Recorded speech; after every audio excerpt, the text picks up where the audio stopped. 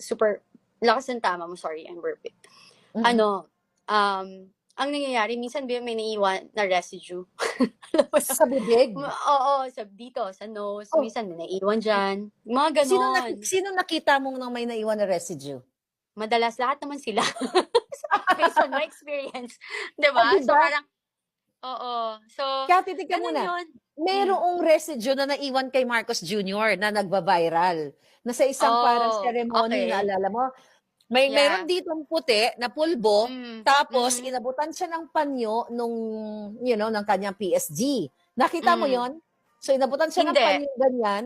Hanapin mo yon, mga kababayan. Okay. So merong residue dito ha. Tapos inabutan siya ng panyo nung PSG niya, tapos ginanon niya sa public.